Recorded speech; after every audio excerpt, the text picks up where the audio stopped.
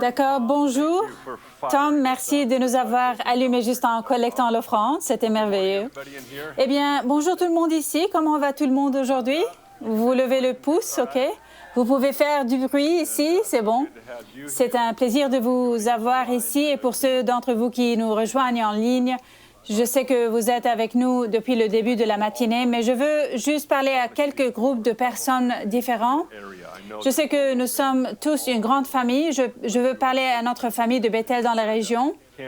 Candace et moi avons passé un merveilleux moment avec un groupe d'entre vous lors de deux de nos appels Zoom à l'échelle de l'Église.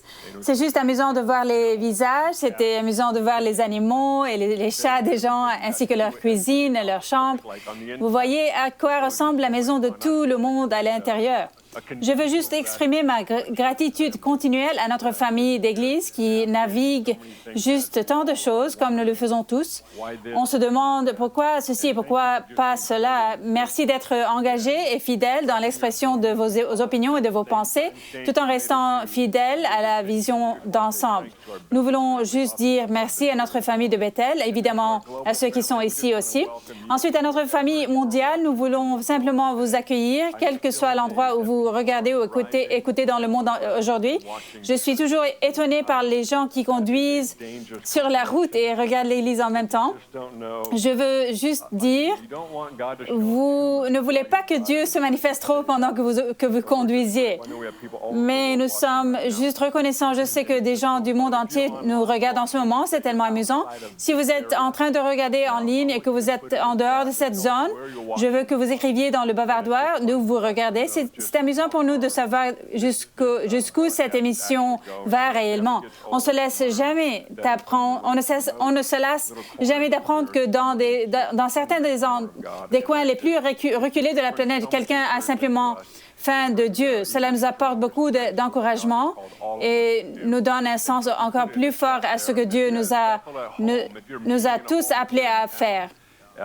Ensuite, nous avons Bethel dans les maisons. Si vous vous réunissez dans une maison ici en ville, dites Bethel à la maison. J'ai hâte de parler ce matin. Si vous n'étiez pas là la semaine dernière, nous avons commencé notre deuxième série de l'année intitulée Dieu de la transformation. Le pasteur Chris a fait un travail phénoménal la semaine dernière en parlant de... Il a vraiment fait. C'était juste un message incroyable. Il est très heureux maintenant. Il a sa main en l'air ici. Il veut que tout le monde le regarde et le réprimande. N'est-ce pas, Chris? Je t'aime. Mais Chris nous a donné le coup d'envoi de la série Dieu de la transformation. Je le répète, nous travaillons avec une idée. Et certaines personnes utilisent quelques mots différents. Ce n'est donc pas autant une doctrine qu'une idée générale et une orientation de ce que nous ressentons comme ce que le Seigneur fait avec nous et en nous et comment il prévoit de nous utiliser.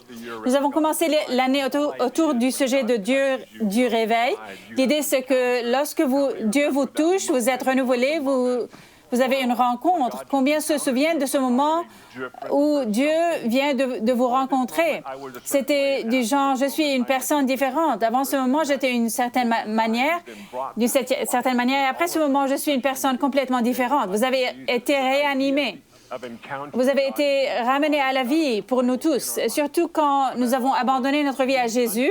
Donc, cette idée de rencontre avec Dieu. Le Dieu du réveil dans notre vie. Mais cela mène aussi à quelque chose. Cela conduit également à ce que nous allons appeler le flux de cette série et le Dieu de la transformation.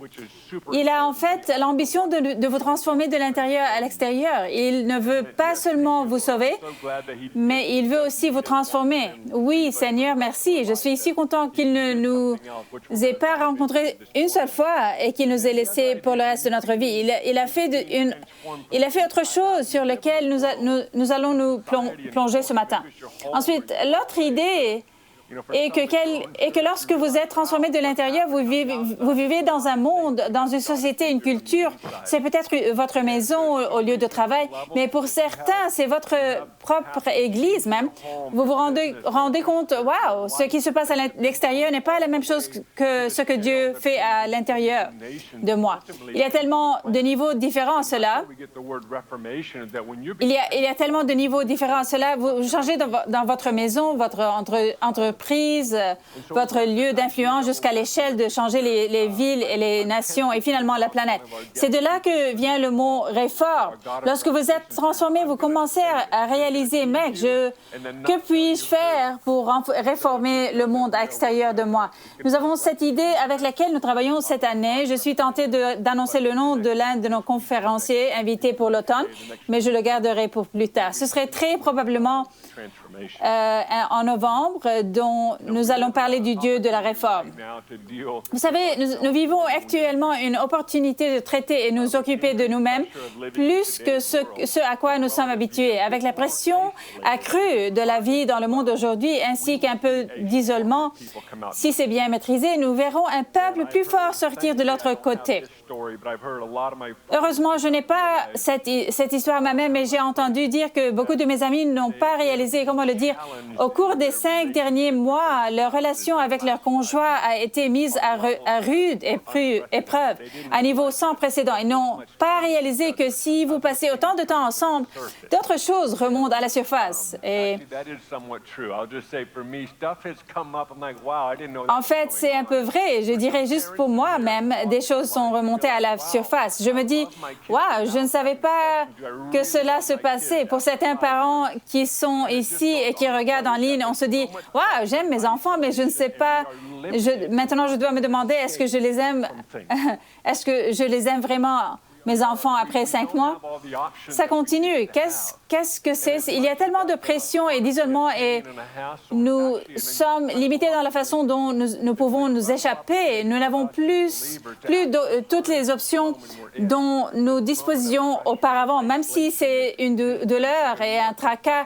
C'est en fait une opportunité incroyable. C'est une occasion incroyable pour nous, en tant que croyants, de tirer partie de ce moment où nous sommes. Ce moment de pression et de cet isolement, cette distance, et de dire, vous savez quoi, ces trucs remontent à la surface. Je trouve donc opportun que nous parlions du Dieu de la transformation qui veut réellement vous changer de l'intérieur vers l'extérieur. Vous savez, à l'époque où nous vivions à Weaverville, nos 2 filles étaient déjà nées. C'était à Candace et dans mon cœur aussi de posséder notre première maison. Mais en raison de notre budget, il était vraiment difficile de trouver une maison que nous pouvions réellement nous permettre. Nous avons été tentés de l'étirer et de le faire fonctionner, notre budget, mais cela a toujours fonctionné pendant un certain temps et puis on le regrette un peu. Donc, nous cherchions une maison. Nous vivions à Weaverville à l'époque.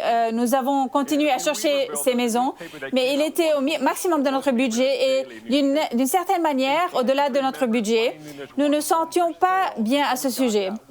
C'était à l'époque où l'on cherchait des maisons à vendre dans le journal et dans les petites annonces. Et à Weaverville, il y avait un journal qui sortait une fois par semaine. Ce n'était donc même pas quotidien. Candace se souvient d'avoir trouvé cette maison à vendre dans le journal de la semaine précédente et nous avons donc reçu le journal de cette semaine et il n'y était plus. Et à Weaverville, vous gardez votre journal parce que c'est comme ça que vous allumiez votre feu dans votre poêle à bois pour rester au chaud en hiver. Ainsi, tu ne jetais pas le journal, tu ne le faisais pas parce qu'il était précieux. Donc, heureusement, nous avions une pile de journaux et Candace est retournée quelques semaines en arrière pour essayer de retrouver cette petite annonce sur cette maison qui était à vendre. Et elle l'a trouvée et a appelé le numéro et a demandé au gars s'il avait vendu la maison. Et le gars a dit non, nous ne l'avons pas encore vendue. Il a dit oui, je suis tout à fait intéressé à la vendre. Je l'ai retirée du journal parce que personne n'en voulait. Ce qui pourrait signifier beaucoup de choses. Nous avons donc fixé un rendez-vous Nous avons conduit jusqu'à la maison et nous en sommes immédiatement tombés amoureux, instantanément. C'était une maison de 2 chambres, une salle de bain, une petite maison, mais on s'en fichait. Nous ne sommes pas souciés de la taille. Nous avons juste pensé que nous pourrions posséder cette petite terre et avec cette petite maison dessus. Mais quelle est cette phrase? Vous êtes sûr de vouloir cette maison? La grand-mère de Candace a dit. Mais nous l'avons aimée. Nous avons acheté cette maison pour 72 000 $, ce qui, à l'époque, était très bon marché. Et je me souviens que notre prêt hypothécaire était de 432 $ par mois, ce qui est très bon marché. J'aimerais que nous ayons toujours ce prêt maintenant, mais il était parfait pour nous, car il correspondait parfaitement à notre budget. En tant que propriétaire de votre première maison, que faites-vous? Vous commencez à réfléchir à ce que vous pouvez faire pour cette maison. Vous commencez à dire, oh, nous allons faire ceci, nous allons faire cela, et améliorer l'état de la maison. Et pour Candace et moi, c'était notre première maison. Nous avons possédé 3 maisons depuis lors, et nos maisons principales dans lesquelles nous avons vécu. Dans chaque maison, nous nous sommes dit, oh, nous savons exactement ce qu'on veut faire. Ça peut prendre plusieurs années, mais nous avons une liste. En général, il s'agit d'une liste mentale. Maintenant, nous les avons tous organisés. Genre, voici tous les projets que nous voulons faire avec le temps, mais c'était notre première maison. Et nous avons essentiellement rénové presque toute la maison. J'ai construit et installé des armoires de cuisine toutes neuves. J'ai installé tous nouveaux appareils. Nous avons carrelé le sol. Nous avons peint l'intérieur, l'extérieur. Le plafond était ce vieux plafond de panneaux de mousse, quelque chose. Et je l'ai déchiré, mais mis de la plaque de pierre. Je l'ai collé, bouché et aménagé. Et nous avons fait beaucoup de travail, le travail nous-mêmes pour cette maison. Nous avons nous-mêmes fait tout le travail. La seule chose que nous avons embauché était quelqu'un pour remplacer le panneau électrique. Nous avons donc rénové cette maison pendant 3 ans. Nous y avons investi notre argent. Nous avons fait tout le travail, beaucoup d'équité de sueur, comme vous l'appellerez. 3 ans plus tard, nous avons vendu la maison pour 191 000 $. Écoutez, je veux vous dire, nous nous sommes dit, oh bien, c'est bien l'immobilier, j'aime bien ce genre de choses ici. C'était la première maison que nous possédions. Honnêtement, c'est ce qui nous a aidés à vivre dans la maison que nous habitons aujourd'hui. Vous savez, c'est intéressant quand les propriétaires valorisent ce qu'ils possèdent, ils le rendent toujours meilleur. Lorsque vous donnez votre vie à Jésus, vous recevez le pardon du péché et votre éternité est assurée. Une des choses que nous ne réalisons parfois pas complètement, c'est que Jésus a payé un prix très élevé et emménagé dans notre maison, puis vise à en faire son temple. Tout comme Candace et moi voulions rénover notre maison au moment où les clés ont été mises entre nos mains, Jésus entre dans l'intention de sauver, de guérir, de restaurer, de rénover tout notre être. Il ne se soucie pas seulement de l'éternité, mais aussi de votre présent, ici et maintenant. Il se soucie de votre esprit, de votre cœur et âme. Dans 1 Corinthiens 6, 19 à 20, on peut lire ceci. Ne le savez-vous pas? Votre corps est le temple du Saint-Esprit qui est en vous et que vous avez reçu de Dieu. Vous ne vous appartenez pas à vous-même car vous avez été racheté à un grand prix. Vous avez coûté cher. Le reste de ce verset dit, « Rendez donc gloire à Dieu dans votre corps et dans votre esprit qui appartient à Dieu. » Alors que nous parlons de transformation, nous savons que Dieu est dans l'affaire de vous transformer de l'intérieur vers l'extérieur.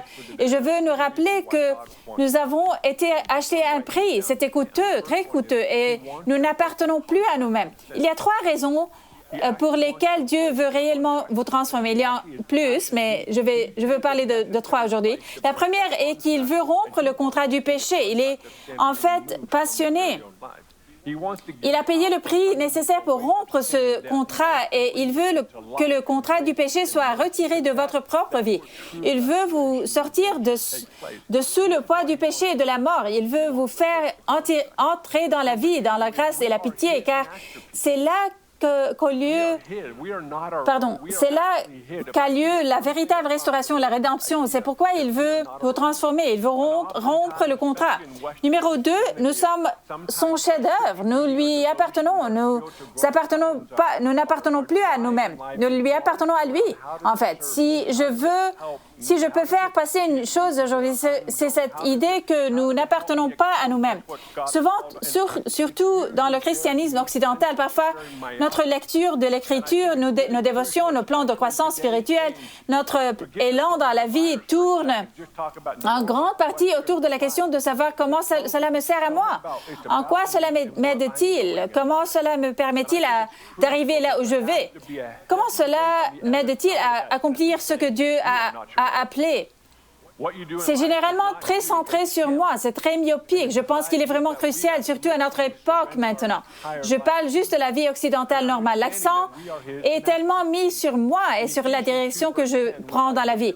Et je pense qu'il est crucial, qu'il ait un poids lourd de l'autre côté de cette phrase disant « Vous n'appartenez plus à vous-même. Ce que vous êtes dans la vie, ce n'est pas vous, mais c'est lui. » C'est cette idée que nous avons littéralement abandonné toute notre vie à lui et que nous comprenons que nous sommes son chef-d'œuvre. Dans Éphésiens 2, verset 10, en réalité, c'est lui qui nous a fait. Nous avons été créés en Jésus-Christ pour des bonnes œuvres, des œuvres bonnes que Dieu a préparées d'avance afin que nous les pratiquions. Alors, pourquoi Dieu veut-il vous transformer? Il veut vous devenir le chef-d'œuvre auquel il avait pensé bien avant que vos parents ne s'activent. Il vous sauve, puis il rêve de vous racheter pour revenir à son plan initial pour vous. Numéro 3. Troisième raison, il veut révéler son plan à tout ce qui existe à travers vous. Il veut en fait vous utiliser pour montrer tout ce qui existe dans l'univers et tout ce que la grâce peut réellement faire. Dans le chapitre 3 d'Éphésiens, au verset 10, on peut lire ceci, il dit « Ainsi, les dominations et les autorités dans les lieux célestes connaissent maintenant par le moyen de l'Église la sagesse infiniment variée de Dieu, conformément au plan éternel qu'il a accompli en Jésus-Christ, notre Seigneur. Il veut vous utiliser pour révéler à tout ce qui existe, ce que la grâce peut réellement faire. C'est son plan ultime. Ce sont 3 raisons pour lesquelles Dieu veut vous transformer. Maintenant, je veux attirer votre attention sur Matthieu 5. Je voudrais vous donner un peu de contexte pour ce qui se passe avant le chapitre 5 de Matthieu. Le début de l'humanité, le moment dans le jardin, jusqu'au moment où Adam et Ève ont mangé la pomme, puis ce qui s'est passé au cours de l'histoire jusqu'à ce moment. Matthieu 5. Si vous n'êtes pas familier avec les Écritures, en lisant l'Ancien Testament, vous allez découvrir ce que l'on appelle ces promesses qui arrivent, le Messie qui arrive, un Sauveur arrive. Imaginez-vous réveiller tous les jours en fonction de votre scénario et de votre situation actuelle. Et disons que vous subissez une forme quelconque d'oppression, d'esclavage ou de servitude. Imaginez que c'est votre réalité, c'est votre monde. Tout d'un coup, vous entendez par la légende, par la parole prophétique, par les oracles, par tout ce qui est disponible dans les connaissances, qu'il y a un Messie qui vient. Imaginez, pensez, mec, je me demande s'il va venir de mon vivant et se débarrasser de l'oppression, de la servitude, de l'esclavage. Et imaginez cela, l'émotion que cela représente sur des milliers d'années. Vous ne parlez donc plus de votre temps, mais en fait du fruit de plusieurs générations qui ont eu la même passion et la même attente, la même anticipation pour ce Messie qui vient.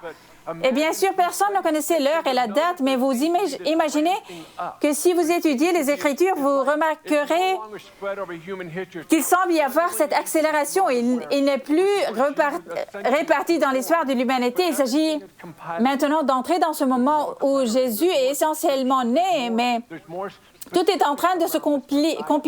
Il y a plus de clarté, de description, il y a plus de détails sur ce Messie. Et il y a cette idée qui vient que le Messie arrive. Imaginez les émotions des gens de cette époque. Nous parlons de milliers d'années d'élan. Ça devrait se rompre à tout moment.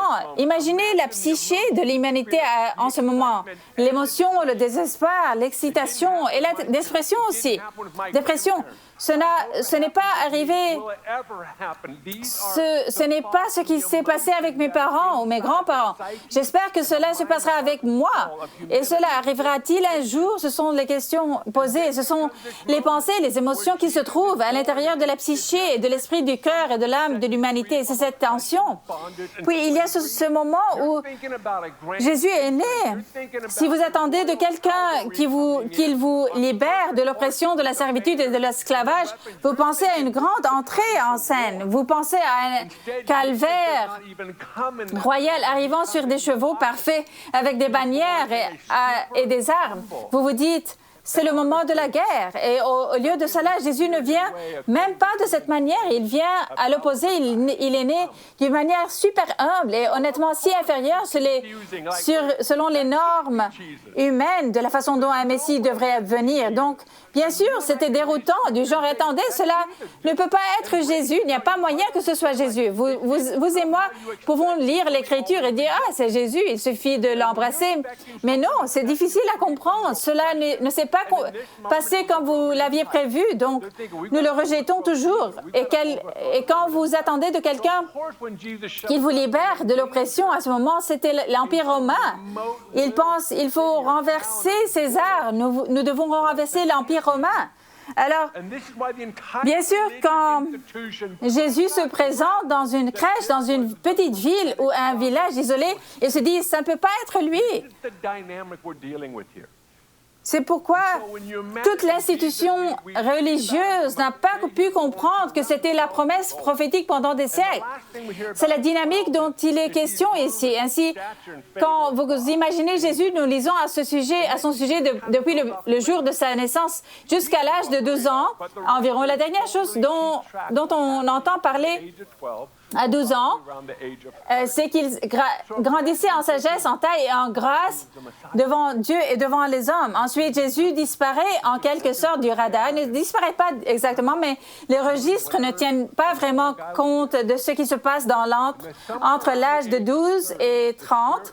Alors, imaginez que vous pensez je croyais qu'il était le Messie. Il ne fait rien. Il travaille juste pour son père et il fait juste un peu ce qu'un gars normal ferait. Vers l'âge de 30 ans, Jésus fut emmené par l'Esprit dans le désert. C'est là qu'il rencontre le diable et il est tenté pendant 40 jours. Il est dans le désert pendant 40 jours, il jeûne. Il est ensuite tenté par le diable. En ce moment, alors qu'il est tenté par le diable, il surmonte la tentation. Il n'est plus tenté. Puis Jésus sort du désert et certains des premiers mots de sa bouche ont été « changer d'attitude, car le royaume des cieux est proche ». Nous arrivons maintenant à la fin du chapitre 4 ici. Maintenant, Jésus est identifié par la personne qui écrit le registre. Il prêche ce qu'on appelle l'évangile du royaume.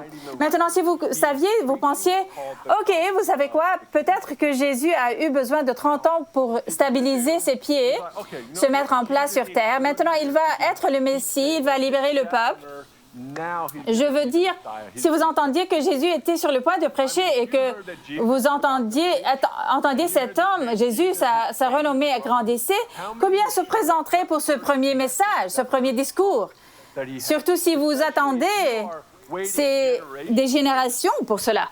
C'est donc Matthieu 5, c'est ça. Pardonnez-moi pour la longue introduction de Matthieu 5, mais je veux que vous compreniez ce qui est en jeu ici et comment cela est lié au Dieu de la transformation. Alors, Jésus se lève, disons le verset 1 du chapitre 5. À la vue de ces foules, Jésus monta sur la montagne, il s'assit et ses disciples s'approchèrent de lui. Puis, il prit la parole pour les enseigner. Il dit, « Heureux ceux qui reconnaissent leur pauvreté spirituelle, car le royaume des cieux leur appartient. Heureux ceux qui pleurent, car ils seront consolés. » Cela semble-t-il que vous allez renverser l'oppresseur? Est-ce que cela ressemble à ce que vous attendiez d'un sauveur? C'est exactement le contraire. Continuez à lire. Heureux ceux qui sont doux, car ils hériteront la terre. Heureux ceux qui ont faim et soif de la justice, car ils seront rassasiés. Heureux ceux qui font preuve de bonté, car on aura de la bonté pour eux. Imaginez le cœur et l'esprit des gens en ce moment qui se disent, c'est une blague ou quoi? J'ai attendu toute la lignée de ma famille pour ce discours. J'ai attendu pour cela. Comment cela va-t-il renverser les oppresseurs? Il est important que nous comprenions cela, car ce que Jésus révèle, c'est sa façon de penser. Il révèle la façon dont le royaume fonctionne. Il tire tout à coup le rideau pour dire, voilà à quoi ça ressemble quand je prends de la place dans ta vie.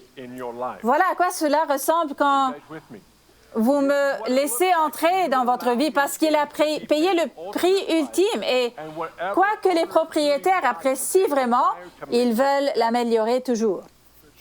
Alors Jésus dit, je veux entrer. Continuons. Verset 8. Heureux ceux qui ont le cœur pur, car ils verront Dieu. Heureux ceux qui procurent la paix, car ils seront appelés fils de Dieu. Heureux ceux qui sont persécutés pour la justice, car le royaume des cieux leur appartient. Ce dernier verset 10, je pense que quelques personnes ont quitté à ce point. Nous avons été persécutés. Il nous dit que nous sommes bénis parce que nous sommes persécutés. C'est exactement le contraire de ce que pense un esprit non transformé. Maintenant, je veux que vous passiez à l'Épître des Galates avec moi, s'il vous plaît. Ils s'attendent à un cri de guerre. Au lieu de cela, ils ont eu un aperçu du cœur et de l'esprit de la façon dont Jésus pense. Allez au chapitre 5 de Galates avec moi. Ensuite, nous allons parler de la façon dont nous devons nous positionner pour pouvoir être transformés. Je voudrais passer au verset 22 du chapitre 5. C'est le fameux passage sur le fruit de l'esprit. Ce que je veux que vous remarquiez, c'est ça le fruit. C'est le résultat du fait que l'esprit réside dans votre vie. Voilà à quoi ressemble votre maison lorsque Jésus l'occupe et qu'il a la pleine permission de la rénover, de la racheter, d'en démolir les murs, de s'en débarrasser pour qu'elle lui ressemble, afin qu'il puisse la faire fonctionner comme lui. Voici à quoi ça ressemble. Mais le fruit de l'esprit, c'est l'amour, la joie, la paix, la patience, la bonté, la bienveillance, la foi, la douceur, la maîtrise de soi. Contre de telles attitudes, il n'y a pas de loi. Ceux qui appartiennent à Jésus-Christ ont crucifié leur nature propre avec ses passions et ses désirs. Si nous vivons par l'Esprit, laissons-nous aussi conduire par l'Esprit. Ne soyons pas vaniteux en nous provoquant les uns les autres, en nous portant envie les uns aux autres. Ils pensaient que Jésus allait venir et renverser l'Empire romain. Jésus a décidé de révéler qu'il y a quelque chose de bien plus important. Voilà ce que je veux souligner. Le Dieu de la transformation, il en a payé le prix pour vous et il veut vous faire ressembler à sa maison. C'est crucial. Je sais que chacun d'entre nous souhaite qu'un jour tout ait changé. Parfois, cela prend toute une vie. Parfois, cela prend des semaines et des mois. Parfois, il s'agit d'une simple prière. Personne sur la planète ne peut comprendre l'algorithme de Dieu lorsqu'il s'agit de la transformation de la personne humaine. J'aurais aimé que ce soit compris, j'aurais aimé que ce soit une équation facile. Nous pourrions dire, mec, nous pouvons mettre ça dans notre dans notre petit système et nous serons tous là. Mais au lieu de cela, Dieu nous invite à un voyage d'un style de vie, d'être transformé comme lui. Il veut en fait se rapprocher de nous et parfois il provoque juste une petite percée pour vous donner envie de faire une percée complète. Il y a tellement de dimensions à cela. Je veux encourager les gens. Certains d'entre nous ont renoncé à ce que Dieu change notre vie parce que cela ne se fait pas selon notre calendrier ou notre attente. Cela ne s'est pas déroulé comme nous l'espérions. Il faut en fait se livrer entièrement pour que la transformation ait lieu. 2018, comme beaucoup d'entre vous le savent, a été l'année la plus difficile pour moi. J'ai fait une dépression, j'ai fait une chute, j'ai partagé mon histoire publiquement depuis ce stade, bien sûr, et je ne vais pas la répéter en entier, mais je voudrais souligner quelques éléments qui m'aideront dans ce message. 5 mois après ma chute, la fosse septique de notre maison était un peu trop pleine. Elle était débordante et c'était dégoûtant. Donc, bien sûr, nous appelons une entreprise de fosse septique. Nous les avons fait sortir chez nous et nous avons dû pomper tout le système pour le vider. Alors que le type me disait ce qu'il faisait et me parlait, c'était comme un film pour moi. C'était comme si sa voix s'était noyée et tout ce que j'entendais, c'était la voix du Seigneur. Il me disait, c'est ce que je fais en toi en ce moment, Eric. Je pompe tous ces trucs en dehors de toi. Cela est devenu une bouée de sauvetage pour moi. Cela est devenu genre, OK, merci d'avoir attendu 5 mois pour me dire ça, mais maintenant je suis là.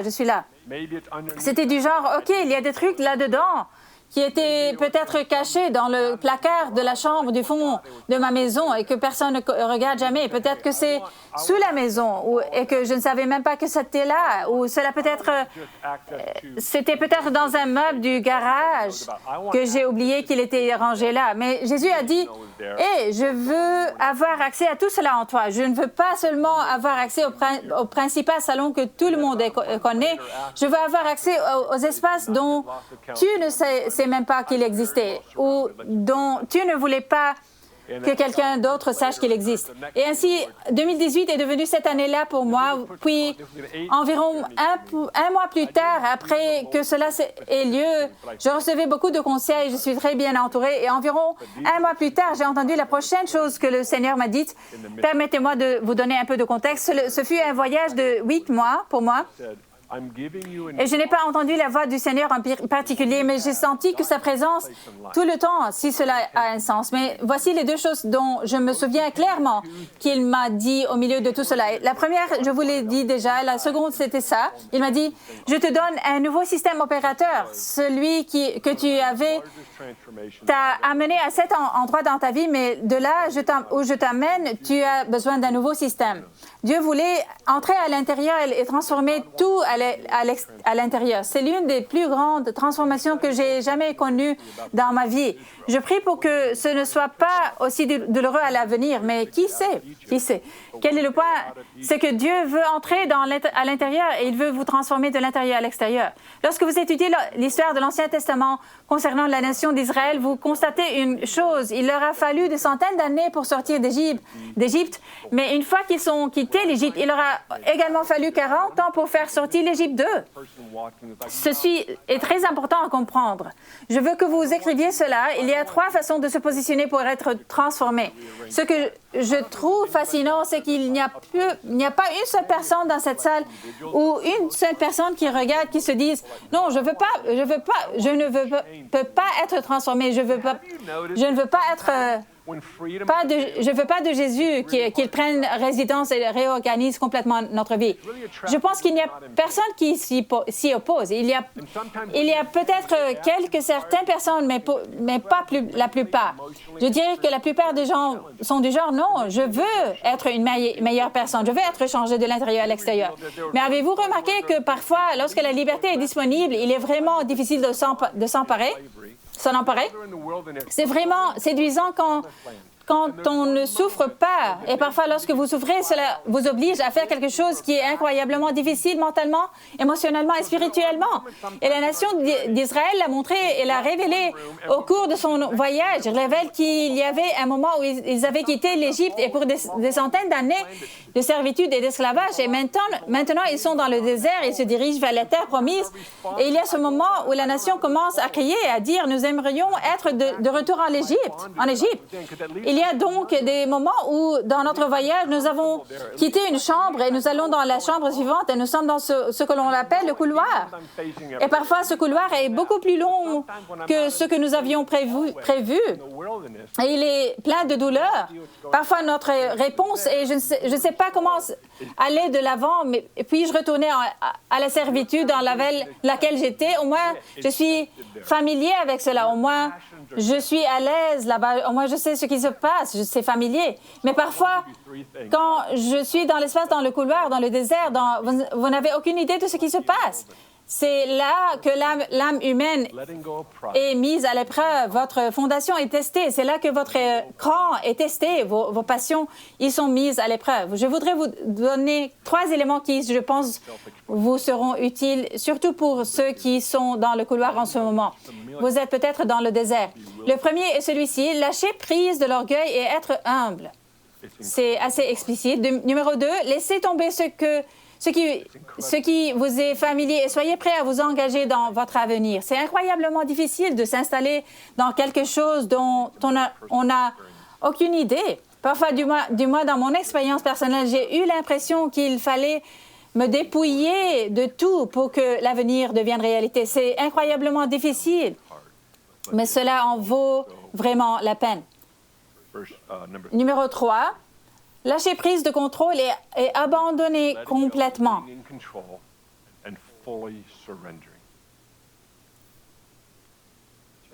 Le défi d'être transformé est qu'il a fière allure sur papier. Nous aimons les témoignages de transformation. Nous aimons, mec, cette personne, regardez leur vie. Mais nous ne voulons pas souvent faire le nécessaire pour y arriver. Je veux nous mettre au défi ce matin, alors que nous nous apprêtons à clore ce message, que la transformation est vraiment sexy tant qu'on n'y est pas. Je veux dire, c'est génial de voir d'autres personnes y traverser parce que vous êtes du genre, oh, mec, continue. Ne vois-tu pas ce que Dieu fait dans ta vie? Tant que vous n'y êtes pas à cet endroit et vous êtes du genre, c'est le contraire de sexy, c'est douloureux, c'est pas amusant. Mais il est intéressant de constater que nous avons tous subi une certaine transformation dans notre vie, même à ce stade. Et je pense qu'aucun de nous ne regrette d'avoir vécu ce qui est nécessaire pour se transformer. Prenons donc nos propres témoignages personnels dans cette prochaine phase de transformation. Je vais vous lire un dernier verset, ensuite nous allons prier.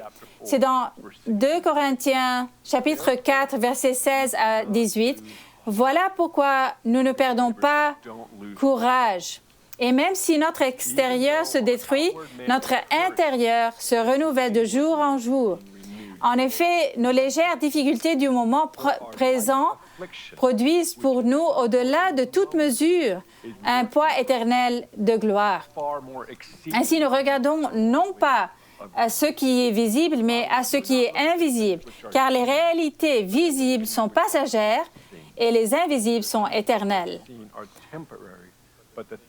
Veuillez vous lever avec moi, s'il vous plaît.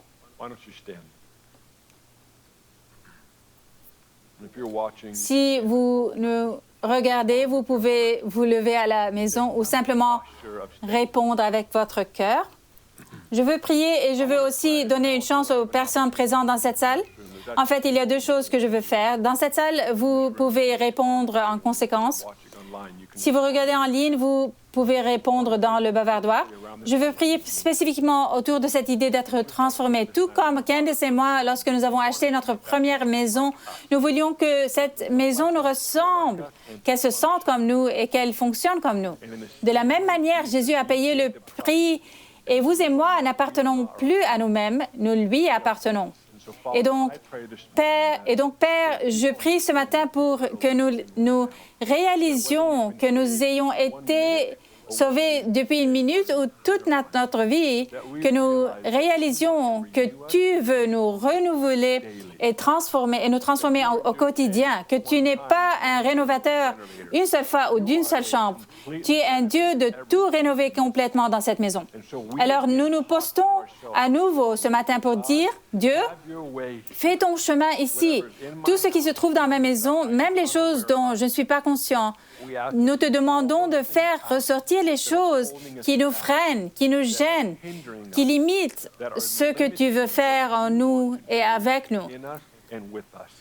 Nous prions pour que ce soit une saison qui te permette, en tant que Dieu de la transformation, de prendre pleinement place dans notre vie.